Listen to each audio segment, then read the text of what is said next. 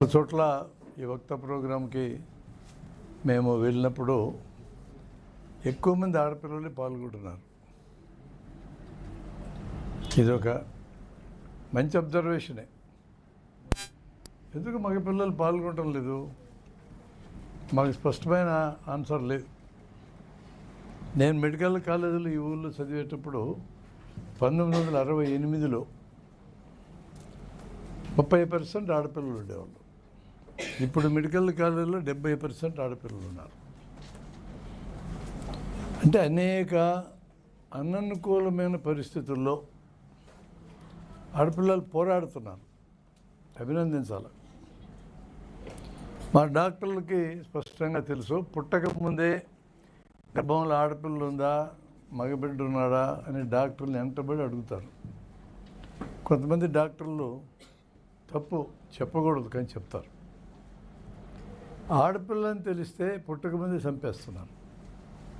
అట్లా చంపినందుకే 1000 మంది మగపిల్లలకి 930-40 మందికి లేరు ఆడపిల్లలు. దేశంలో తగ్గిపోయినారు సంఖ్య. మరి ఒక మగపిల్లవాడికి ఒక భార్య లెక్కేసుకున్నా అందరికీ భార్యలు దొరకరు.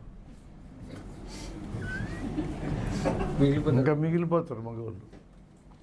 ఇవాళ సవాళ్ళు వస్తారు. ఇక ఏం చేస్తారు? మిగిలిపోతే అట్లా పెళ్ళిళ్ళు కావట్లేదు. ఈ మధ్య ఆడపిల్లలు ఇదివరకులాగా పెళ్లి చూపుల్లో తలకాయలు ఉంచుకొని అమ్మ నాన్నలు ఏం చెప్తే వాళ్ళని ఎంపిక చేసుకుందాం అనుకోవడంలా చూసీగా ఉన్నారు. వాళ్ళు ఎంపిక చేసుకుంటున్నారు ఎటువంటి మగపిల్లలు కావాలా నాకు భర్త కానీ. ఎందుకంటే వీళ్ళ సంఖ్య తక్కువైంది కాబట్టి ఛాన్స్ వచ్చింది. తర్వాత పెరిగే క్రమంలో చాలామంది అమ్మ నాన్నలు ఇప్పటికీ కూడా మగపిల్లలని అయితే పై చదువులు చదివిస్తారు, ఆడపిల్లల్ని ఆపేస్తారు. హై స్కూల్ లెవెల్కి ఆపేస్తారు. ఈ మధ్యకాలం వరకు స్కూళ్ళల్లో ఆడపిల్లలకి వాష్రూమ్లు కూడా సరిగా ఉండేవి కావు.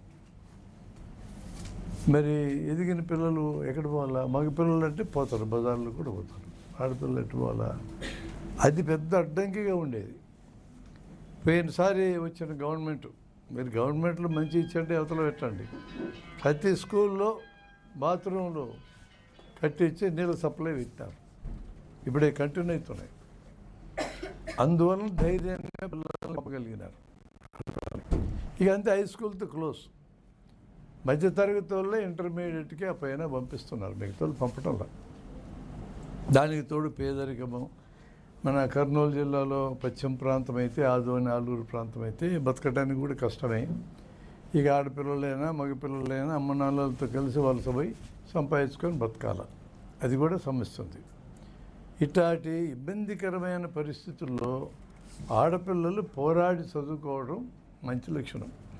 ఇక నేను మగపిల్లలు తక్కువ ఆడపిల్లలు ఎక్కువ అని చెప్పడానికి ఏం చెప్పాలా? ప్రకృతిలో మగపిల్లలు ఉంటారు, ఆడపిల్లలు ఉంటారు. ప్రకృతిలో మనకు ఏమొచ్చినా అన్నీ సమానంగా తీసుకోవాల్సిందే. ఇలా ఎక్కువ తక్కువ అనేది ఏముండదు. మీలాంటి వ్యక్తులు ఈ భూమి మీద ఉన్న 850 కోట్లలో ఇంకొక్కరు కూడా లేరు. ఇంతవరకు పుట్టి మరణించిన వాళ్ళు కూడా ఎవరు మీలాంటి వాళ్ళు లేరు. ఇక ముందు పుట్టబోయే వాళ్ళు కూడా ఉండరు. అంటే మనము ఎవరికి వాళ్ళమే యునీక్, ప్రత్యేకంగా ఉన్నవాళ్ళం. మనలాంటి వాళ్ళు లేరు. ఇక ఆ యునీక్నెస్, ఆ ప్రత్యేకత అనేది ఉన్నాక ఒకరు ఎక్కువ తక్కువ ఏముంది? ఎవరి గొప్పతనం వాళ్ళది, ఎవరి బలహీనతలు వాళ్ళవి, ఎవరి బలాలు వాళ్ళవి. ఇక్కడ ఈ కార్యక్రమానికి మేము వర్తింపజేస్తే విజయం రావాలనే పోటీలో పాల్గొనాలి. కానీ పోటీనే ఆస్వాదించాలి. విజయం వస్తేనే ఆనందపడదాం, అపజయం వస్తే బాధపడదాం ఉండకూడదు జీవితంలో. ఏ ఒక్క వ్యక్తికి కూడా ఈ భూమి మీద ఎప్పుడూ విజయాలే రావు, ఎప్పుడు అపజయాలు రావు. ఇక్కడున్న ఈ టీచర్లు కూడా వాళ్ళ జీవితాల్లో చాలా అపజయాలు చూశారు. ఇక్కడొచ్చి నిలబడ్డారు అంటే వాళ్ళు అపజయాలు చూసి వాటిల్లోంచి బయటపడి తట్టుకొని నిలబడ్డారు కాబట్టి ఉన్నారు ఇక్కడ. మనం నేర్చుకోవాల్సింది, విజయం రాగానే విపరీతంగా పొంగిపోయి నా అంత మొనగాలు లేరు అని చెప్పి విర్రవేగడం నేర్చుకోకూడదు. అపజయం రాగానే ఇంక నా జీవితం ఇంతే అనేదాన్ని కూడా నేర్చుకోకూడదు. అపజయం అనేది కూడా మనకు నేర్పిస్తుంది ఏం తప్పులు చేసినాం, ఏం చేయకూడదు అనేది అపజయం నేర్పిస్తుంది.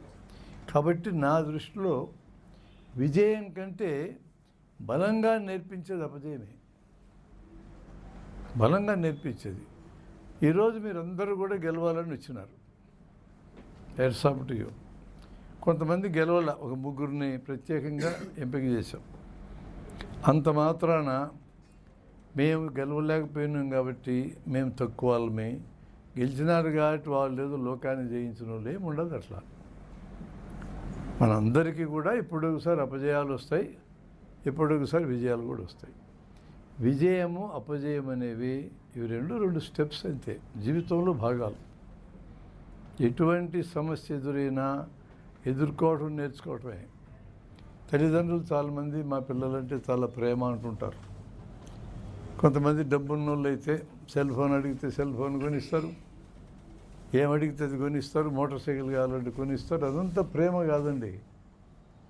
మీరు పిల్లలు కూడా అట్లా అడగద్దు తల్లిదండ్రుల్ని, అవసరమైన వస్తువులే అడగాలి. తల్లిదండ్రుల కష్టాలు ఏముంటాయో మీకు తెలియాలా. మీ కోరికలు మస్తు ఉంటాయి, కానీ వాళ్ళకి తీర్చగలిగే శక్తి ఉండాలి కదా. అది ఇప్పటి నుంచి మీకు అర్థం కావాలి. పిల్లల మీద ప్రేమ అంటే మీ జీవితాలు కూడా నేర్చుకోండి. మన పిల్లలు ఏ రకమైన సమస్య జీవితంలో ఎదురైనా దాన్ని ఎదుర్కొని సొంతంగా పడి ముందుకు వెళ్ళడానికి కావలసిన ధైర్యము, కావలసిన శక్తి, సామర్థ్యము, సృజనాత్మకత వీటన్నిటిని అందించటమే ప్రేమ అంటే. ముందు మేము నేర్చుకోవాలి దాన్ని. ఎందుకంటే ఇప్పుడు పెద్దోళ్ళు ఆల్రెడీ పిల్లల్ని కన్నా మీకు తెలియదు. మీకు ముందే చెప్తున్నా, ఇంకా 10 ఏళ్ళకి గంటరు పిల్లల్ని, 10 ఏళ్ళ ముందే చెప్తున్న విషయం. మీ పిల్లల్ని ప్రేమించటం అంటే అడిగిందల్ని ఇవ్వడం కాదు, సొంతంగా బతకటం నేర్పించటమే. అంటే ఇవన్నీ కూడా మనం మాట్లాడుకోవచ్చు. టీచర్లకు ఒక అభ్యర్థన ఏంటంటే, సార్ మీ అందరికీ పుస్తకం ఇచ్చాను నేను, దీని మీద మేము 20 ఏళ్ళ నుంచి పని చేస్తున్నాం. క్లాసులో 45 నిమిషాల పీరియడ్లో ఒక 5 నిమిషాలు పాఠం చెప్పకుండా పిల్లలకి జీవితానికి వెనుకొచ్చే చెప్పండి అనేది మేము ఒక 300 కంపైల్ చేసి పెట్టినాము. దాంట్లో ఎందుకలా మేము వాటిని మీకు అందిస్తున్నామంటే, పోయిన సంవత్సరం ఒక అమ్మాయికి 10th క్లాసులో 600కి 600 వచ్చినాయి. ఇప్పుడు ఇంటర్మీడియట్ ఫస్ట్ ఇయర్ రాస్తుంది ఈ సంవత్సరం. ఎక్స్పెక్టేషన్ ఎట్లుంటుంది ఆ అమ్మాయి మీద వాళ్ళ తల్లిదండ్రులకి? ఇప్పుడు కూడా ఫస్ట్ రావాలి ఉండదు, వస్తుందా? రాదు. ఎంత టెన్షన్ ఉంటుంది ఆ పాపకి. ఫస్ట్ మార్క్ అనేది ఆ కాసేపు ఆనందమే, కానీ తర్వాత టెన్షన్ పుట్టిస్తుంది. ఇప్పుడు మళ్ళీ వస్తుందో రాదు అని. ఇప్పుడు ఇంటర్మీడియట్ ఫస్ట్ ఇయర్ పూర్తయింది అమ్మాయికి. ఇప్పుడు నేను మళ్ళీ 10th క్లాస్ పరీక్ష పెడితే పాస్ అవుతుందా? అర్థమైందా మీకు నా క్వశ్చన్? 10th క్లాస్లో 600కి 600 వచ్చిన అమ్మాయికి ఏడాది అయిపోయినాక ఇప్పుడు మళ్ళీ 10th క్లాస్ పరీక్ష పెడితే అన్ని మార్కులు వస్తాయా? అసలు పాస్ అవుతుందా? నేను ఎంబీబీఎస్ చదివినా, ఇప్పుడు నాకు ఎంబీబీఎస్ పరీక్ష మళ్ళా పెడితే పాస్ అవుతున్నా? ధైర్యంగా చెప్పచ్చు, నేనైతే పాస్ కాను. ఏమి కారణం ఏంటి? ప్రాక్టీస్ చేయడానికి, రోగాలు బాగు చేయడానికి ఎంత విద్య ఉండాలో అంత మిగిలింది, మొత్తం పోయింది. ఇంతలో గ్రంథాలు చదివినాం, ఏం లేవు తలకాయలు. మనం ఎంత బాగా చదువు చెప్పినా, టీచర్లను కోరుతున్నాను నేను, ఎంత బాగా మీరు చదువు చెప్పినా, రెగ్యులర్గా బడికి వెళ్ళారు, సిలబస్ అంతా పూర్తి చేశారు, అంత చేసినా పరీక్షలు అయినాక 6 నెలలకు అన్నీ మర్చిపోతారు. ఏం మిగలవు. మరి ఏం మిగులుతాయి? 5 నిమిషాలు మీరు పాఠం చెప్పకుండా జీవితానికి వెనుకొచ్చే మాట్లాడండి, ఏం మిగులుతాయి? ఒక కథ చెప్పండి. ఇప్పుడు ఏం చెప్పాడో కథ, ఆ కథ ఇక్కడ మర్చిపోతారా మీరు? మర్చిపోరు. ఇక కథల రూపంలో చెప్పండి, అనుభవాల రూపంలో చెప్పండి. టీచర్లకి మీకే మస్తు అనుభవాలు ఉన్నాయి, ఒక 5 నిమిషాలు ఇవి చెప్పండి. సిలబస్లు వెనకబడరు, సిలబస్ కాదని భయం అక్కర్లా. కాకపోతే ఛాయిస్లు వదిలేస్తారు, ఏ కొంపలే మునగవు. పరీక్షల కోసం మాత్రమే చదివితే పరీక్షలు అయినాక మర్చిపోతాం. జీవితం కోసం నేర్చుకుంటే జీవితాంతం గుర్తుంటాయి.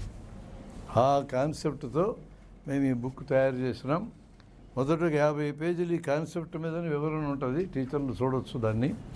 తర్వాత రకరకాల కథలు లాంటివి ఇచ్చినాం. ఒక్క నిమిషం ఒక కథ చెప్పి నేను క్లోజ్ చేస్తాను.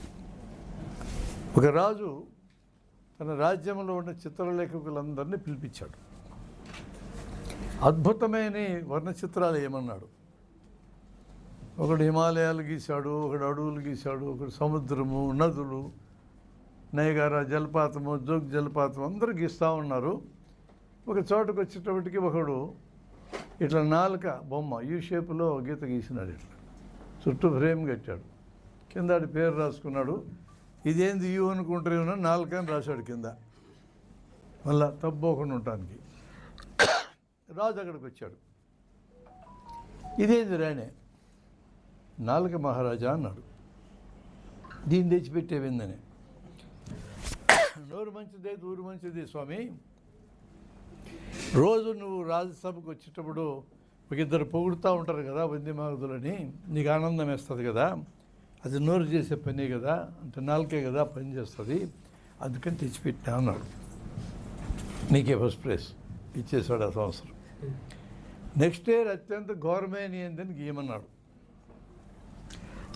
యుద్ధాలు గీశాడు, అణుబాంబులు గీశారు, భూకంపము, వరదలు, సునామీ అన్నీ గీశారు. మళ్ళీ ఈడు వచ్చాడు, యూ షేప్ ఫ్రేమ్, నాలుక వాడి పేరు. ఇక్కడికి వచ్చిన తర్వాత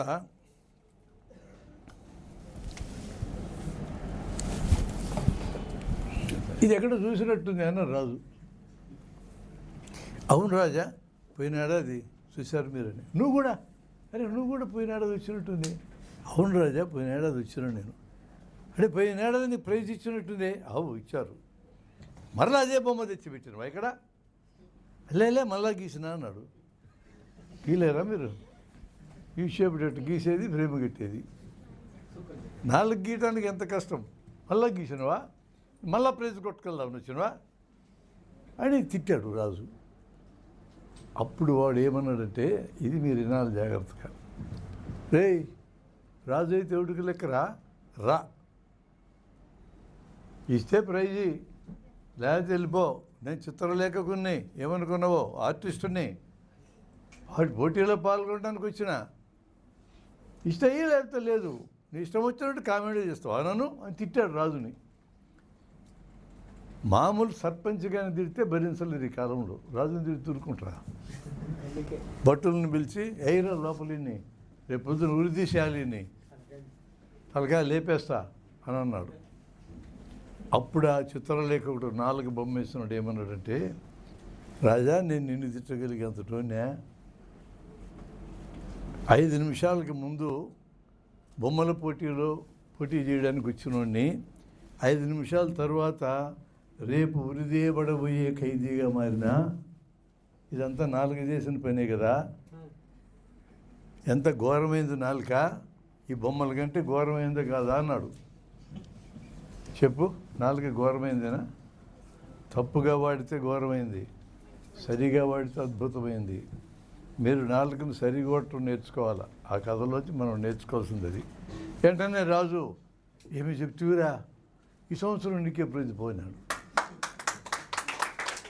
ఈ కథ ఆ పుస్తకంలో ఉంటుంది, ఒక చోట ఉంటుంది. అది మా మియా చెప్పే కథలన్నీ దాంట్లో ఉంటాయి, మా ఇనాయతుల్లా చెప్పే కథలు ఉంటాయి. వీళ్ళందరూ కథలు చెప్పే బతికినారు.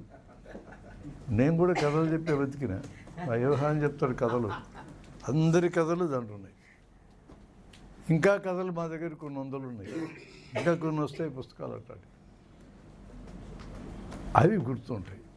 ఇప్పుడు ఈ కథ మీరు మర్చిపోరు. ఒక డిఈఓ ఒక స్కూల్కి వచ్చి, ఏం క్లాసు రా అన్నాడు. తెలుగు సార్ అన్నారు. అటైతే తెలుగు అయితే ప్రశ్న వేస్తారా, శివధనుసు ఎవరు విసినాడు చెప్పరా అని. నేను కాదు సార్ అన్నాడు ఒకడు. ఎవరో చెప్పరా, వాడు ఉంటాడు సార్. అల్లుగుండు స్కూల్కి వెళ్తే మల్లెపల్లి నా కొడుకులు ఉంటారు సార్, గబనా కొడుకులు వాళ్ళు ఇరిసి ఉంటారు అని మల్లెపల్లి వాళ్ళ మీద చెప్పారు. ఇంక అమ్మాయి నుండి, మల్లెపల్లి వాళ్ళు మంచి పిల్లలు కాదు సార్, ఎప్పుడు నా పక్కే చూస్తుంటారు సార్ వాడు. అని ఇంకో అమ్మాయి చెప్పా. ఏందిరా శివధనుసు ఎవరు తీశారు ఇట్లా చెప్తున్నారు సార్, నువ్వన్నా చెప్పు సార్ అని అడిగా సార్ని. సార్ ఎవడో ఇరుసుంటారు సార్ మొత్తం మీద, నా కొడుకులు ఇరుసుంటారు, నేను హెడ్ మాస్టర్కి చెప్పి కొత్త తెప్పిస్తాను సార్ అన్నాడు టీచర్. హెడ్ మాస్టర్ దగ్గరికి వెళ్ళాడు. ఈ సంగతి అంతా నాకు తెలుసు సార్, ఆయన పీఈటీ మాస్టర్ ఉంటాడు, ఆయన అడిగిపోండి అని. ఆయన దగ్గరికి వెళ్తే ఆయన కథ చెప్తున్నా, డిఓ ఇంతవరకే ఉండదులే. నేను ఆ క్రికెట్ బాల్ పోయి నేను ముత్తుకుంటా ఉంటే శివధనుసు కథ నాకేం తెలుస్తుంది సార్, ఏ నాకు గెలిచిండో. 2 క్రికెట్ బాల్స్ పోయినాయి సార్ ఈ మధ్య, బ్యాట్ కూడా ఇట్లా కూర్చుంటే ఒకడు. నేను ఆ సంగతి తెలుసుకోలేకుండా శివధనుసు కథ అడుగుతావు మళ్ళీ వచ్చి అని అంటాడు. ఇస్తుంది ఏంద్రా హెడ్ మాస్టర్ దగ్గరికి వెళ్తే, కంటింజెంట్ ఫండ్స్ వస్తలేదు సార్ కొత్తది చేపిస్తా. ఎవడు ఇరిస్తే ఏముందిలే, ఇప్పుడు ఏం చేస్తాం ఇరిసిన దానికి. ఎంతకి శివధనుసు అంటే ఏంది, ఎవరు ఇరిస్తున్నారు? ఎక్కడ? రామాయణంలో ఉంది శివధనుసు. స్వయంవరానికి వెళ్ళినప్పుడు సీతమ్మని పెళ్లి చేసుకోవడానికి వెళ్ళినప్పుడు అక్కడ శివధనుసు నిలిచినాడు ఈయన. అది చెప్పాలని డిఈఓ కోరిక. వీళ్ళందరూ ఏం చెప్పినారు చూడు, నేను కాదు అని ఒకటి మీద ఒకటి వేసుకున్నారు. ఈ కథ కూడా పుస్తకంలో చివరి కథ. ఓకే, థ్యాంక్ యూ, మళ్ళా కలుద్దాం.